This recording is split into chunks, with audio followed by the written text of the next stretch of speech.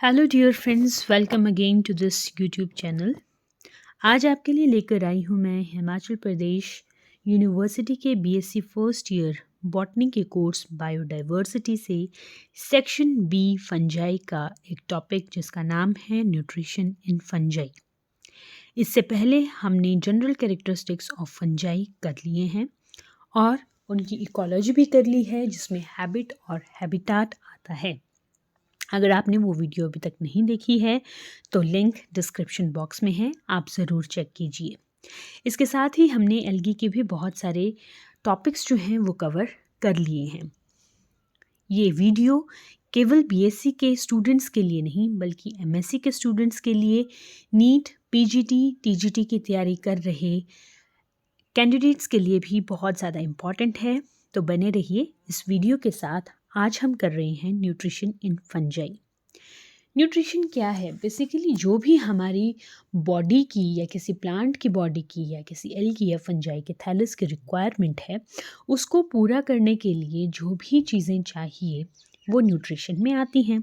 अब nutrition is the principal function of vegetative phase of the thallus.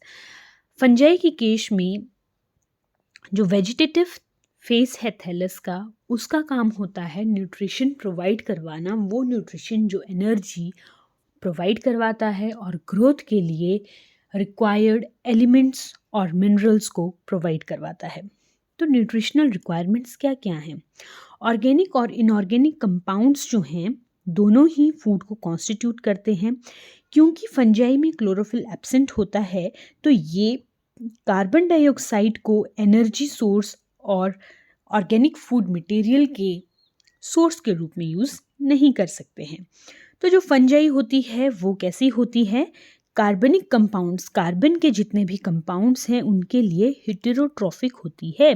वो compounds इनको बाहर से लेने पड़ते हैं फ्रॉम ऑर्गेनिक मटेरियल्स। तो ये जो मटेरियल है ऑर्गेनिक फॉर्म में, जब ये कार्बन के कंपाउंड्स को लेते हैं तो ये या तो सेप्रोफिटिकली लेंगे उसको या तो पैरासिटिकली लेंगे। सेप्रोफिटिक मतलब डेड और डिकेइंग ऑर्गेनिक मैटर से, और पैरासिटिकली मतलब लिविंग ऑर्गेनिज्म से डायरेक्टली लेंगे। यही। अब एसेंशियल एलिमेंट्स कौन कौन से होते हैं फंगल न्यूट्रिशन के? फंगस को क्या क्या चाहिए? जैसे elements carbon, hydrogen, nitrogen, oxygen, phosphorus, potassium, magnesium, sulphur, manganese, copper, molybdenum, iron, zinc चाहिए। अब कैल्शियम जो है ये सभी के लिए ज़रूरी नहीं है, लेकिन कुछ एक फंजाई के लिए ये बहुत ज़्यादा इम्पॉर्टेंट है।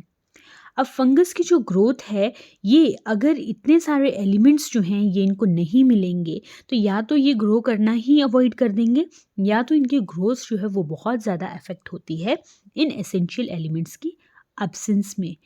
एसेंशियल एलिमेंट्स क्या हुए? जो चाहिए ही चाहिए, ठीक है, जो हमारे फूड में होने ही चाहिए। तो कुछ एक एलिमेंट्स जो हैं वो बहुत माइन्यूट या ट्रेस अमाउंट में चाहिए होते हैं, बहुत ही कम अमाउंट में चाहिए। उनको क्या कहते हैं? हम ट्रेस एलिमेंट्स कहते हैं, जिसमें copper, molybdenum, iron, zinc and even calcium for some algae, ये जो हैं ट्रेस एलिमेंट्स में काउंट किए जाते हैं। और बाकी जितने भी हैं ये 9 के 9 ये जो है आपके मैक्रो एलिमेंट्स में मिलते हैं। तो मैक्रो एलिमेंट्स में क्या है? लार्ज अमाउंट में चाहिए और ये एनर्जी प्रोवाइड करवाते हैं और बिल्डिंग, बॉडी को बिल्ड करने के लिए रॉ मटेरियल प्रोवाइड करवाते हैं। जैसे ये सारे यहाँ पर मैक्रोन्यूट्रिएंट के एग्जाम्पल दिए गए हैं। अब कार्बन का जो चीफ सोर्स है for fungi, it is carbohydrates. लेकिन ईस्ट को छोड़ के, क्योंकि ईस्ट में क्या है, एसीटेट जो है वो कार्बोहाइड्रेट का सोर्स होता है। एसीटेट जो है वो कार्बन का सोर्स होता है, कार्बोहाइड्रेट का नहीं, कार्बन का सोर्स होता है। अब कार्बोहाइड्रेट में सिंपल शुगर्स जिसमें ग्लूकोज, फ्रुक्टोज जो हैं वो बेस्ट होती हैं। लेकिन कुछ एक फंजाई जो हैं उनको जाइलोज और मैनिटोल चाहिए होता है। कुछ एक ऐसी हैं जिनको लिग्निन चाहिए, जो लिग्निन जो है जिनको चाहिए होता है। जैसे बेसिडियोमाइसिटीज़ जो हैं वो बहुत सारे ऐसे एग्जाम्पल हैं बेसिडियोमाइसिटीज़ में जिनको क्या चाहिए? लिग्निन चाहिए। तो इसके बाद देखते हैं जो नाइट्रोजन है, नाइट्रोजन में क्या क्या है। नाइट्रोजन बेसिकली प्रोटीन, पेप्टाइड्स और अमाइनो एसिड से मिल जाता है, ये ऑर्गेनिक सोर्स हैं। जबकि नाइट्रेट्स और जो अमोनिया के सॉल्ट्स होते हैं वो कैसे होते हैं, इनऑर्गेनिक सोर्स होते हैं। लेकिन जो नाइट्राइट्स होते हैं वो टॉक्सिक भी हो सकते हैं फंजाई के लिए। अभी बहुत ज़्यादा एटमॉस्फेरिक नाइट्रोजन फिक्सेशन की बात अगर हम करें तो वो हमें देखने को नहीं मिली है, लेकिन फिर भी कुछ एक साइंटिस्ट ने कुछ एक रिसर्च पेपर में ऐसा देखा गया है कि रहोडोटोरुला और ईस्ट लाइक जो पुलुलेरिया पुलांस है, ये एटमॉस्फेरिक नाइट्रोजन को भी फिक्स कर सकते हैं और दोनों ही कैसे हैं, सॉइल इनहिबिटिंग फंजाई हैं। जो वाटर है वो अमाउंट ऑफ वाटर हाइड्रोजन और ऑक्सीजन को क्या कर देता है, पूरा कर देता है। तो इनऑर्गेनिक न्यूट्रिएंट्स में अगर हम बात करें, जैसे सल्फर है, फास्फोरस है, पोटाशियम है, मैग्नीशियम है, ये सिंपल इनऑर्गेनिक सॉल्ट्स की फॉर्म में हमें नहीं, फंजाई को जो है वो मिल जाते हैं। अदरवाइज अगर इनको लैब में कल्चर करना हो तो इनको कल्चर मीडियम में डालना बहुत ज़रूरी हो जाता है। यही फंजाई जो हैं इनको विटामिन्स भी चाहिए होती हैं, और आप जानते हैं कि विटामिन्स को हम ग्रोथ रेगुलेटर्स कहते हैं, जो हमारी ग्रोथ में हेल्प करती हैं। बेसिकली विटामिन्स क्या करती हैं, हमारी बॉडी की जितनी भी रिएक्शंस होती हैं उनमें से बहुत सारे रिएक्शंस को स्पीड अप करने का काम करती हैं। कैटलिस्ट जो है वो काम करेंगी, तो कैटालिटिक एक्टिविटी में इनका बहुत ज़्यादा रोल होता है। अब बहुत सारी फंजाई ऐसी हैं जो अपनी ग्रोथ फैक्टर्स या विटामिन्स का जो रिक्वायरमेंट है उसको खुद ही सिंथेसाइज कर लेती हैं। तो जब वो खुद ही विटामिन्स को सिंथेसाइज कर रही हैं, ऐसी fungi are known as auxo autotrophic fungi. But those fungi which can not produce their required vitamins and they have to take it from their food, those fungi are known as auxotropic. So these are two terms, important terms, ये net में भी question आया है। Oxo autotrophic and ऑक्सोट्रॉफिक ये word आते हैं। Oxo autotrophic मतलब है जो विटामिन या ग्रोथ रेगुलेटर्स कोई फंजाई, कोई बैक्टीरिया खुद प्रोड्यूस कर सकते हैं, और जो नहीं कर सकते वो होते हैं ऑक्सोट्रॉफिक। अब there are some important vitamins and और growth factors which are required by fungi, और इसमें आती हैं आपकी thiamine, biotin, pyridoxine, riboflavin, nicotinic acid and pantothenic acid. That is thiamine, vitamin B1, biotin B7, pyridoxine B6, riboflavin B2, nicotinic acid या niacin जिसको कहते हैं वो B3 है, और पेंटाथोनिक एसिड है B5। तो ये भी आप अपने टॉपिक पे लिख सकते हैं। अब कुछ एक एक्सटर्नल फैक्टर्स हैं जो किसी फंजाई के न्यूट्रिएंट को एब्जॉर्व करने की कैपेसिटी को अफेक्ट कर सकते हैं, जैसे टेम्परेचर है, ऑक्सीजन की सप्लाई है, मॉइस्चर है, पीएच वैल्यू है और मेटाबॉलिज्म है। अब जो मोड ऑफ न्यूट्रिशन है अगर हम उसकी बात करें तो पैरासिटिक और सेप्रोफिटिक मोड ऑफ न्यूट्रिशन तो हम जानते ही हैं। अगर आपने ये फंजाई के केस में ज़्यादा आप इसके बारे में नहीं जानते हैं तो हैबिट जिस वीडियो में कराया गया है, यानी जनरल कैरेक्टरिस्टिक्स ऑफ एल्गी, उसमें आप इसको देख सकते हैं। मैकेनिज्म ऑफ न्यूट्रिशन क्या है, ये इस टॉपिक में मेन एक चीज़ रहती है। तो जो सेप्रोफिटिक फंजाई है उनका जो पूरा का पूरा माइसीलियम है, या फिर उस माइसीलियम का कोई स्पेशल पोर्शन जो है वो एब्जॉर्ब करता है न्यूट्रिएंट को सबस्ट्रेटम से। अब एग्जाम्पल इसके देखते हैं, तो जैसे म्यूकर मुकॉइडी का पूरा जो हाइफा है, हाइफा का मतलब क्या है, एक सिलेंड्रिकल स्ट्रक्चर है जो इस तरह से रन करते हैं और ये फॉर्म करते हैं पूरा का पूरा थैलस, ठीक है। और ग्रुप ऑफ हाइफा, जो ग्रुप ऑफ हाइफा होंगे, group of hypha that is known as mycelium. जैसे यहाँ पर ये जो हाइफा है ये राइजोपस स्टोलोनिफर का है और ये राइजोइडल हाइफे हैं। यहाँ से न्यूट्रिशन अब्जॉर्ब नहीं होगा, जबकि जो राइजोइडल हाइफे हैं ये ब्रेड के ऊपर या जो भी सबस्ट्रेटम होगा उसमें जाके पेनिट्रेट करेगा और वहाँ से न्यूट्रिशन को अब्जॉर्ब करता है. So the hyphae come in direct contact with the nutrient present in substratum और and absorb smaller molecules such as sugar and amino acids. But जो complex organic molecules होते हैं जैसे proteins, lipids और polysaccharides, they are first broken to digested monomeric form. ठीक है, इनकी monomeric जैसे प्रोटीन्स जो हैं वो अमाइनो एसिड में कन्वर्ट हो जाएंगी, लिपिड्स जो हैं वो स्मॉल फैटी एसिड्स के ग्लोब्यूल में और पॉलीसेकेराइड्स जो हैं वो सिंपल जो हमारे शुगर मॉलिक्यूल्स हैं उसमें कन्वर्ट की जाती हैं. अब इसको कन्वर्ट करने के लिए क्या है, ये जो राइजोइडल हाइफे हैं ये एक्स्ट्रा सेल्यूलर एंजाइम सिक्रीट करते हैं और ये एक्स्ट्रा सेल्यूलर एंजाइम क्या करते हैं, इन कॉम्प्लेक्स मॉलिक्यूल्स को सिंपलर मॉलिक्यूल मोनोमेरिक फॉर्म में कन्वर्ट कर देते हैं, जिसकी वजह से they become absorbable and then they are absorbed. This was the case of saprophytic fungi, but what happened in parasitic fungi? Parasitic fungi में क्या होता है, जो माइसीलियम है वो मोस्टली एंडोफिटिक होता है. एंडोफिटिक मतलब जिस भी होस्ट में है, पैरासाइट किस में होता है, होस्ट में होता है, जिस भी लिविंग होस्ट में है उसके अंदर, उसकी बॉडी के अंदर होता है. और उसकी बॉडी के अंदर भी कैसा होगा, या तो इंटरसेल्यूलर होगा या तो इंट्रासेल्यूलर होगा.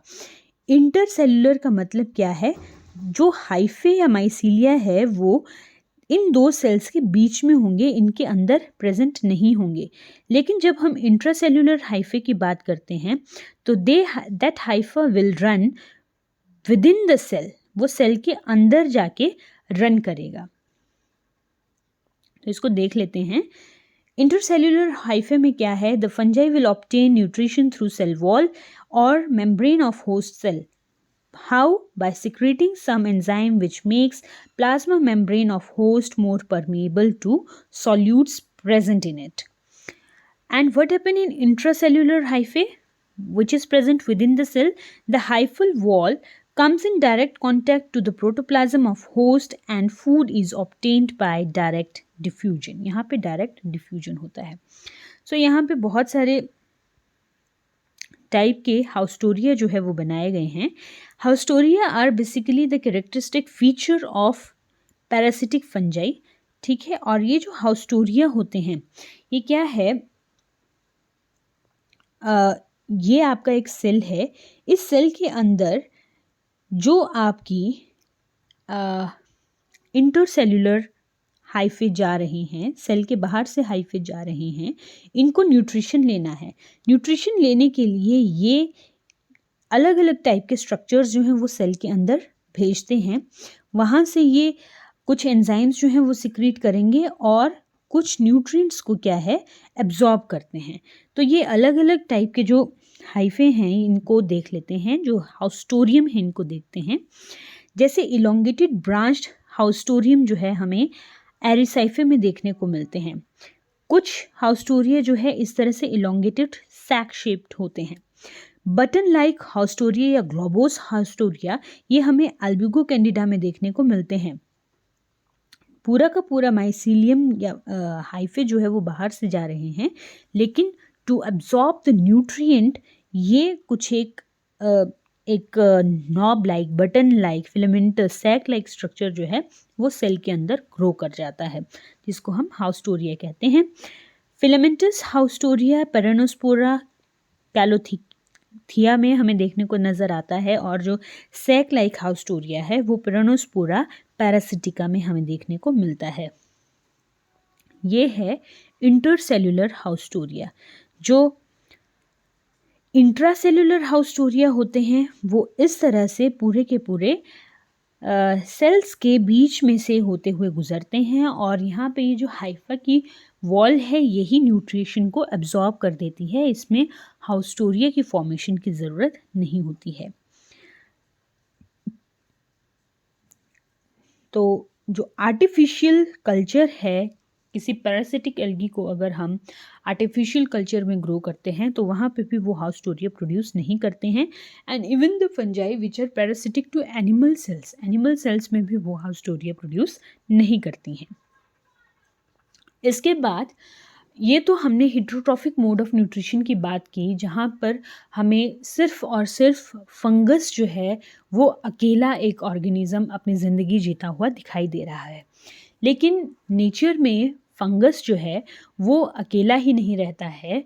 कई बार many of the fungi they form symbiotic association, जहाँ पर they are beneficial to each other, beneficial to its next partner. तो जैसे लाइकन है, अब लाइकन क्या है? लाइकन में एल्गी और फंजाई की एसोसिएशन होती है जहाँ पे both are beneficial to each other, वो दोनों ही कैसे हैं, एक दूसरे को हेल्पफुल हैं। अब इनकी हम बात करें तो एक सिंगल कंपोजिट थैलस यहाँ पे बनता है। जो एल्गी होती है उसका काम होता है खाना बनाना। क्यों? क्योंकि उसके पास क्लोरोफिल प्रेजेंट है। With the help of chlorophyll it can convert the light energy into chemical energy synthesized within it. Next is fungus. Fungus की अगर हम बात करें तो ये क्या करता है, ये इस एल्गी को प्रोवाइड करवाता है वाटर और मिनरल। कहाँ से? सबस्ट्रेटम से। और इसके साथ साथ क्योंकि फंगस जो है यहाँ पे एक मेजर कॉन्स्टिट्यूएंट की तरह नज़र आता है हमें, तो ये एल्गल पार्टनर को शेल्टर भी प्रोवाइड करवाता है। तो ये थे लाइकेंस। दूसरे हैं माइकोराइजा। माइकोराइजा क्या होते हैं? फंगस और हायर प्लांट्स की रूट का एसोसिएशन। अब ये 3 तरह के होते हैं। One is ectomycorrhiza, second is endomycorrhiza और थर्ड इज एक्टोएंडोमाइकोराइजा। एक्टो का मतलब क्या हुआ? बाहर, यानी रूट्स के बाहर जब हमें फंगल पार्टनर देखने को मिलेगा तो दैट इज एक्टोमाइकोराइजा। एंडो मतलब हमें रूट के अंदर जो है वो फंगल पार्टनर देखने को मिलेगा।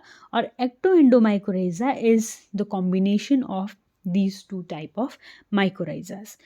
तो एक्टोमाइकोराइजा क्या है? It is envelope around the root tip and it penetrate a few cortical layers of the root also. अब यहाँ पे जो इंटरसेल्यूलर नेटवर्क होगा वो बनता है, इंटरसेल्यूलर नेटवर्क ऑफ हाइफा बनता है, जिसको हम हार्टिग नेट कहते हैं। जैसे पॉपुलस में इसको हम कहते हैं हार्टिग नेट। और यहाँ पर इस माइकोराइजा में जो रूट के बाहर एक एनवेलप लाइक स्ट्रक्चर फंगस ने बनाया है, इसका ज़रूरत क्या है, इसकी नीड क्या है? ये जो है वाटर और न्यूट्रिएंट प्रोवाइड करवाता है सॉइल से रूट्स को। और कैसे एक्ट करता है? As a root hair act करेगा, ठीक है। और बदले में जो रूट सेल्स हैं वो क्या देती हैं? फूड और शेल्टर जो है इस फंगस को प्रोवाइड करवाती हैं, जो भी फंगस एक्टोमाइकोराइजा में प्रेजेंट होगा। दूसरा है एंडोमाइकोराइजा। एंडोमाइकोराइजा में क्या है? जो फंगल हाइफे हैं वो रूट हेयर्स पे पेनिट्रेट करते हुए, आपका जो रूट हेयर है उस पे पेनिट्रेट करते हुए एपिडर्मिस से होते हुए कॉर्टेक्स में चले जाते हैं। और यहाँ पे विदिन सेल्स, जो रूट के सेल्स हैं उसके अंदर जाके ग्रो कर लेते हैं और फंगस नेट बनाते हैं कॉर्टिकल सेल्स में। कॉर्टिकल सेल्स में फंगस नेट बनाते हैं। अब ये जो डेंस हाइफल ग्रोथ हमें एक्टोमाइकोराइजा में देखने को मिल रही थी इधर बाहर, वो हमें यहाँ देखने को नहीं मिलती हैं।